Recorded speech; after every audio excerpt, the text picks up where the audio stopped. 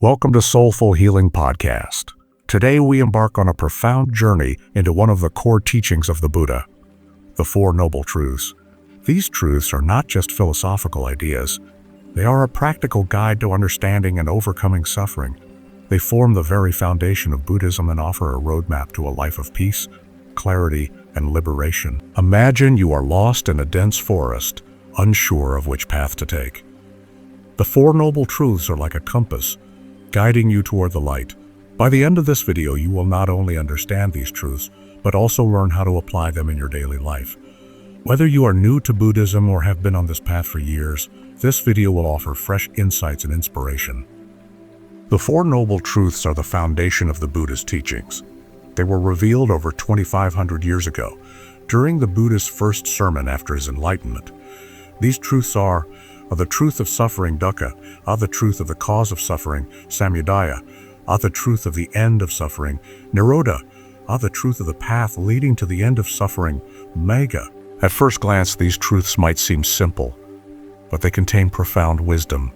They are not meant to depress us, but to help us understand the nature of life and find a way out of suffering. Think of them as a doctor's diagnosis. First, we identify the problem, suffering. Then we find its cause, determine if it can be cured, and finally, prescribe a treatment. The Four Noble Truths follow the same logical structure, offering a clear path to healing. The first noble truth teaches us that suffering is an inherent part of life. The Buddha called this Dukkha, a Pali word that encompasses not only physical and emotional pain, but also a deeper sense of dissatisfaction or unease. Now let's explore this further. Think about the moments in your life when you felt unhappy or frustrated. Maybe it was the loss of a loved one, a failed relationship, or even the stress of daily responsibilities. These are all forms of suffering, but dukkha goes deeper.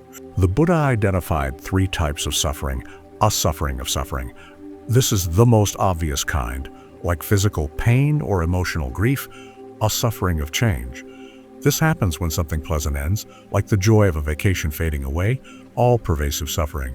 This is the underlying unease that comes from clinging to an impermanent world. By acknowledging suffering, we take the first step toward understanding and transforming it. It's like turning on a light in a dark room.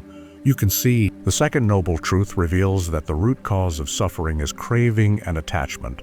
The Buddha called this tanha, which means thirst or desire. We suffer because we cling to desires, material possessions, and even our own ego. Let's take a closer look. Imagine you're scrolling through social media and you see someone living what appears to be a perfect life. You might feel envy or dissatisfaction with your own life. This is craving in action. Or think about a time when you held on to a relationship or job long after it stopped serving you, simply because you were afraid of letting go. This is attachment. Craving and attachment keep us trapped in a cycle of dissatisfaction. We chase after things we think will make us happy, but the happiness they bring is always temporary. The Buddha compared this to drinking salt water to quench your thirst. It only makes you thirstier. The third noble truth offers hope. The end of suffering is possible. This state of liberation is called nirvana. It is a state of peace, freedom, and ultimate happiness. Nirvana is not a place or a thing. It's a state of mind. It's the complete letting go of craving, attachment, and ignorance. Imagine standing on a mountain peak, looking out at a vast open sky. That sense of boundless freedom is what nirvana feels like. But how do we reach this state? It starts with understanding that suffering is not permanent. Just as a storm eventually passes, our suffering can also end. By letting go of our attachments and cultivating mindfulness, we can experience moments of nirvana in our daily lives. Think of it like this. Every time you let go of a grudge, every time you choose compassion over anger, you are taking a step closer to liberation. The fourth noble truth is the path that leads to the end of suffering.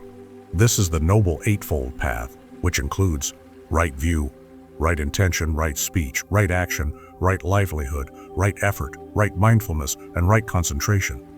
Let's break this down. Our right view, understanding the Four Noble Truths and the nature of reality.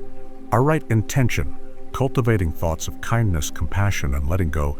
Our right speech, speaking truthfully and kindly, avoiding gossip and harmful words. Our right action, acting ethically, avoiding harm to oneself and others. Right livelihood, earning a living in a way that doesn't harm others. Right effort, making a consistent effort to cultivate good habits and let go of bad ones. Right mindfulness, being fully present in each moment, aware of your thoughts and actions. Right concentration, developing deep focus through meditation. These practices guide us toward a life of wisdom, ethical conduct, and mental discipline. They are not steps to be followed in order, but interconnected aspects of a balanced life. Now that we understand the Four Noble Truths, how can we apply them in our daily lives? Start by recognizing the moments of suffering and their causes. For example, if you feel stressed at work, ask yourself, what am I clinging to? Is it the need for perfection or the fear of failure? Practice mindfulness to observe your cravings without judgment. When you feel the urge to check your phone or eat something unhealthy, pause and ask yourself, is this truly what I need, or am I just trying to fill a void? Cultivate compassion and wisdom through meditation and ethical living. Remember, the path to liberation is a journey, not a destination. Every small step you take brings you closer to peace and freedom. The Four Noble Truths are a timeless guide to understanding and overcoming suffering. By embracing these teachings, we can transform our lives and find true peace. Thank you for joining us on this journey. If you found this video helpful, please like, share, and subscribe to Soulful Healing Podcast for more insights on mindfulness and spiritual growth. Until next time, may you walk the path of wisdom and compassion. Namaste.